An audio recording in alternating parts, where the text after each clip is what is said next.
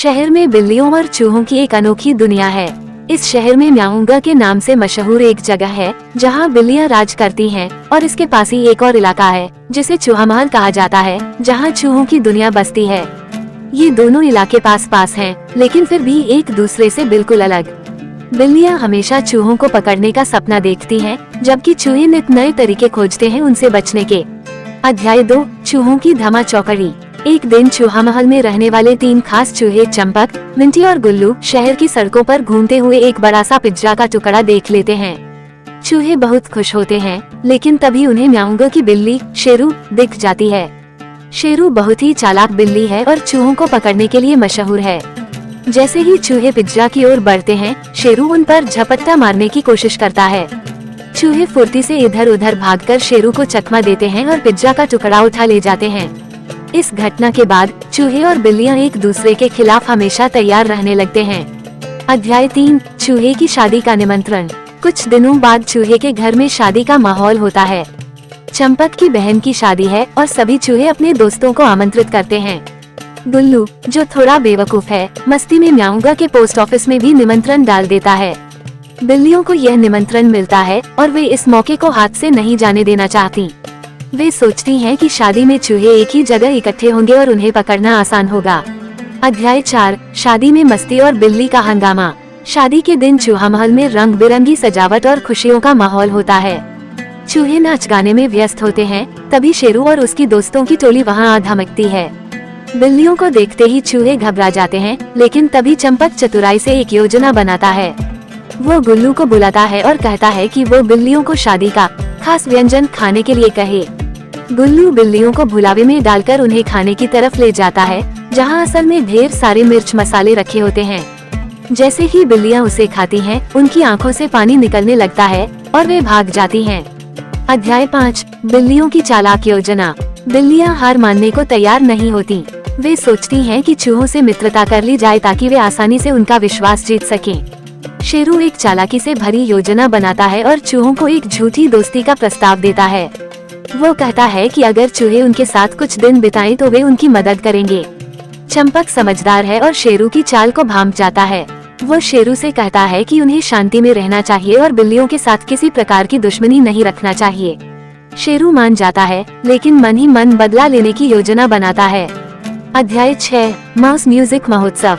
चूहा महल में एक दिन माउस म्यूजिक महोत्सव मनाया जाता है। चूहे अपने छोटे छोटे ढोल, बांसुरी और अन्य वाद्य यंत्रों के साथ संगीत बजाने लगते हैं। ये शोर बिल्लियों को परेशान करता है और वे सब मिलकर वहां पहुंच जाती हैं। बिल्लियां शोर शराबे से चिढ़कर गुस्से में आ जाती हैं, लेकिन तभी चूहे उन्हें भी संगीत का मजा लेने के लिए आमंत्रित करते हैं। बिल्लियां पहले मना करती हैं, लेकिन धीरे धीरे संगीत में डूब जाती हैं। अंततः वे भी नाचने गाने लगती हैं और चूहों और बिल्लियों के बीच पहली बार थोड़ी दोस्ती नजर आती है। अध्याय 7, कचरा संकट। शहर में एक दिन बहुत सारा कचरा इकट्ठा हो जाता है, जिससे चूहा महल और म्याऊंगा दोनों में गंदगी फैल जाती है। चूहे और बिल्लियां इस समस्या को हल करने के लिए एकजुट होकर काम करते हैं। वे मिलकर कचरा साफ करते हैं और इस प्रक्रिया में दोनों को एक दूसरे के साथ काम करने का मजा आता है। इस घटना के बाद से बिल्लियां और चूहे दोनों समझ जाते हैं कि आपस में लड़ाई करने की बजाय मिलकर काम करना ज्यादा फायदेमंद है। अध्याय 8, साझा उत्सव। कचरा संकट के बाद बिल्लियां और चूहे आपसी सहयोग को लेकर काफी खुश होते हैं। वे दोनों मिलकर एक साझा उत्सव मनाने का फैसला करते हैं, जिसमें म्याऊंगा और चूहा महल के सभी निवासियों को आमंत्रित किया जाता है। इस उत्सव में नाच गाने, खाना पीना और मजेदार खेल होते हैं। इस दिन के बाद से दोनों में दोस्ती हो जाती है और दोनों एक दूसरे के इलाके में बिना डर के आ जा सकते हैं। अध्याय 9, नए पड़ोसी का आगमन। चूहा महल और म्याऊंगा के इस नए शांतिपूर्ण माहौल में एक दिन एक नया पड़ोसी आता है, मोटू, जो एक बड़ी और खतरनाक बिल्ली है। मोटू शरारती होने के साथ साथ शहर का सबसे ताकतवर शिकारी भी है। जैसे ही मोटू शहर में कदम रखता है, वह चूहा महल के चारों ओर मंडराने लगता है। उसे देखकर बाकी बिल्लियां भी घबरा जाती हैं, क्योंकि मोटू किसी की भी सुनने वाला नहीं है। चंपक, गुल्लू और मिंटी इस नए खतरे से निपटने के लिए योजना बनाते हैं। वे शेरू और उसकी बिल्ली दोस्तों से मदद मांगते हैं। शेरू और उसकी टोली पहले तो थोड़ा झिझकती हैं, लेकिन फिर वे चूहों की सुरक्षा के लिए मोटू को शहर से बाहर भगाने का निश्चय करते हैं। सभी मिलकर मोटू को डराने के लिए एक टीम बनाते हैं। बिल्लियां एक बड़े झुंड में एक साथ खड़ी होती हैं और चूहे अपने छोटे छोटे हथियार और टिन के डिब्बों को बजाकर मोटू को डराते हैं। ये शोर शराबा और बिल्लियों का एकजुट डरावना रूप देखकर मोटू घबराकर वहाँ से भाग जाता है। अध्याय 10 चूहों की अद्भुत रेस। कुछ समय बाद चूहा महल में एक मजेदार रेस का आयोजन किया जाता है। ये रेस खास होती है क्योंकि इसमें चूहे अपने अजीबोगरीब वाहन लेकर हिस्सा लेते हैं। कोई पनीर की गाड़ी में बैठा होता है तो कोई छोटे कागज के हवाई जहाज में उड़ने की कोशिश करता है। ये सब देख शेरू और बाकी बिल्लियां भी हंसी से लोटपोट हो जाती हैं। रेस में भागते हुए चूहे एक दूसरे को हराने के लिए हास्यास्पद हरकतें करते हैं। गुल्लू ने पनीर की गाड़ी में बैठकर दौड़ने की योजना बनाई होती है, लेकिन उसकी गाड़ी रास्ते में टूट जाती है। मिंटी अपने दोस्तों के साथ उसे सहारा देकर फिर से दौड़ में शामिल करता है। ये रेस सभी के लिए मनोरंजन का स्रोत बन जाती है और यह बिल्लियों और चूहों के बीच दोस्ती और बढ़ा देती है। अध्याय 11 खजाना खोज का दिन। एक दिन चूहा महल और म्याऊंगा में ये खबर फैलती है कि शहर में एक पुराना खजाना छुपा हुआ है। चंपक और मिंटी उस खजाने को ढूंढने की ठान लेते हैं, जबकि शेरू और उसकी टोली भी खजाने को हासिल करना चाहती हैं। चूहे और बिल्लियां मिलकर उस खजाने की खोज में निकल पड़ते हैं, लेकिन रास्ते में कई मजेदार घटनाएं होती हैं। खजाने तक पहुंचने का रास्ता जटिल और पेचीदा होता है। चूहे और बिल्लियां एक दूसरे का साथ देते हुए सभी मुश्किलों का सामना करते हैं। अंत में उन्हें एक पुरानी बिल्ली की मूर्ति मिलती है जिसमें ढेर सारे पनीर के टुकड़े छुपे होते हैं। सभी चूहे बहुत खुश होते हैं और बिल्लियां भी पनीर का थोड़ा हिस्सा लेकर संतुष्ट होती हैं। अध्याय 12 मैयाओ फूड फेस्टिवल। म्याऊंगा में एक दिन मैयाओ फूड फेस्टिवल का आयोजन किया जाता है, जिसमें चूहों को भी आमंत्रित किया जाता है। फेस्टिवल में बिल्लियां तरह तरह के व्यंजन बनाती हैं और चूहों को अपने विशेष व्यंजन पनीर के स्नैक्स, दही के बॉल्स और बिस्किट्स का स्वाद चखने को देती हैं। चूहे इस स्वादिष्ट फेस्टिवल में बहुत मस्ती करते हैं और वे भी अपनी खास चीजें बिल्लियों को चखाते हैं, जैसे मूंगफली और छोटे छोटे टुकड़ों में काटी गई ब्रेड। बिल्लियों और चूहों के इस खाने के कार्यक्रम में सभी का बहुत अच्छा समय बीतता है और उनकी दोस्ती और मजबूत हो जाती है। अध्याय 13 एक बड़ी तूफानी रात। एक रात शहर में अचानक तेज बारिश और तूफान आ जाता है। म्याऊंगा और चूहा महल दोनों में पानी भर जाता है और सभी चूहे और बिल्लियां डर के मारे अपने घरों में दुबक जाते हैं। तभी चंपक को ख्याल आता है कि अगर वे एक साथ मिलकर काम करें तो सबकी मदद कर सकते हैं। चंपक और शेरू की टोली ने मिलकर एक योजना बनाई और सभी चूहों को सुरक्षित स्थानों पर पहुंचाने में मदद की। इसके बाद चूहे भी बिल्लियों को ऊंचे स्थान पर जाकर पानी से बचने में मदद करते हैं। इस कठिन परिस्थिति में बिल्लियां और चूहे एक दूसरे का सहारा बनते हैं और तूफान को सफलतापूर्वक पार कर लेते हैं। अध्याय 14 चूहों की पेंटिंग प्रदर्शनी। तूफान के बाद चूहा महल के चूहे एक पेंटिंग प्रदर्शनी का आयोजन करते हैं। चंपक, मिंटी और गुल्लू ने कुछ अद्भुत पेंटिंग्स बनाई होती हैं, जिनमें बिल्लियों और चूहों की दोस्ती को दर्शाया गया है। शेरू और बाकी बिल्लियां उस प्रदर्शनी में जाकर चूहों की कलाकारी की तारीफ करती हैं।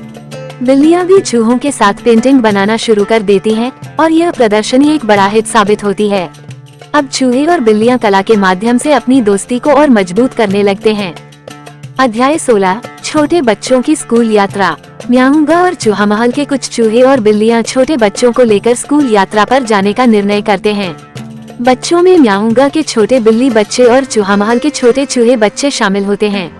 वे सभी एक पार्क में जाते हैं जहां बच्चे खेलते, सीखते और मस्ती करते हैं। ये यात्रा बच्चों के लिए मनोरंजन के साथ साथ शिक्षा का अवसर भी होती है। बड़े चूहे और बिल्लियां बच्चों को पौधों, कीटों और प्रकृति के बारे में जानकारी देते हैं। बच्चे बहुत उत्सुकता से सब कुछ सीखते हैं और दोस्ती के बंधन में और गहरे जुड़ जाते हैं। इस यात्रा से बिल्लियों और चूहों के बीच का रिश्ता और भी मजबूत हो जाता है। अध्याय 17 रंगों का उत्सव। चूहा महल और म्याऊंगा में रंगों का उत्सव मनाने का प्रस्ताव आता है। ये त्योहार हर तरफ खुशियों और रंगों से भरा होता है। चूहे और बिल्लियां मिलकर रंगों से खेलते हैं, एक दूसरे पर रंग डालते हैं और सभी हंसी मजाक करते हैं। गुल्लू और मिंटी ने अपने खास रंग बनाए होते हैं जो चमकदार और सुगंधित होते हैं। सभी पर रंगों की बरसात होती है और पूरे शहर में रंग बिरंगे माहौल के साथ दोस्ती का संदेश फैल जाता है। रंगों के इस त्योहार के बाद दोनों समुदायों में और भी गहरी दोस्ती हो जाती है। अध्याय 18 मैयाओ और चूहा डांस पार्टी। एक दिन म्याऊंगा और चूहा महल के सभी बिल्लियां और चूहे मिलकर डांस पार्टी का आयोजन करते हैं। इसमें सबको अलग अलग तरह के डांस करने का मौका मिलता है। बिल्लियां अपनी मैयाओ डांस स्टाइल दिखाती हैं और चूहे भी अपनी मस्ती भरी चालों से सबका मन मोह लेते हैं। चंपक और मिंटी ने इस डांस पार्टी के लिए खास तैयारियां की होती हैं। उन्होंने डांस फ्लोर को चमकीली लाइटों से सजाया होता है और संगीत ऐसा होता है कि सभी थिरकने लगते हैं। इस डांस पार्टी में दोनों समुदायों के बीच की दूरी मिट जाती है और सब मिलकर रात भर मस्ती करते हैं। अध्याय 19 मैयाओ चूहा खेल प्रतियोगिता। अगले दिन बिल्लियां और चूहे मिलकर खेल प्रतियोगिता का आयोजन करते हैं। इसमें तरह तरह के खेल होते हैं, जैसे दौड़, रस्साकशी और गेंद खेल। इस प्रतियोगिता में दोनों तरफ के खिलाड़ी बड़े उत्साह से भाग लेते हैं और एक दूसरे की हौसला अफजाई करते हैं। दौड़ के खेल में चंपक और शेरू आपस में मजेदार मुकाबला करते हैं। रस्साकशी में चूहों और बिल्लियों के बीच हंसी मजाक और खेल भावना देखने को मिलती है। सभी खेलों में मजेदार पल आते हैं और अंत में सभी को महसूस होता है कि जीत से ज्यादा दोस्ती और मजा महत्वपूर्ण है। अध्याय 20 साझा शहर का सपना। इन सभी घटनाओं के बाद म्याऊंगा और चूहा महल के सभी सदस्य ये निर्णय लेते हैं कि वे अब हमेशा के लिए एक साथ रहेंगे। दोनों पक्ष मिलकर अपने शहर को और सुंदर और सुरक्षित बनाने का सपना देखते हैं। वे एक साथ मिलकर साझा शहर के निर्माण की योजना बनाते हैं, जहां सभी लोग एक दूसरे के साथ मिलकर रहते हैं और हर किसी के योगदान का सम्मान करते हैं। शहर का नया नाम मैयाओ चूहा नगर रखा जाता है और सभी इसका भव्य उद्घाटन करते हैं। अब यह एक ऐसा स्थान बन गया है जहां बिल्लियां और चूहे एक परिवार की तरह रहते हैं और दोस्ती और प्रेम का संदेश फैलाते हैं। अंतिम संदेश, एकता में ही शक्ति है। इस कहानी का अंत इस बात से होता है कि दोस्ती, एकता और आपसी सहयोग किसी भी समाज की सबसे बड़ी शक्ति होती है। चूहे और बिल्लियां जब एक साथ मिलकर रहते हैं तो उनका जीवन और भी खुशहाल और सार्थक हो जाता है।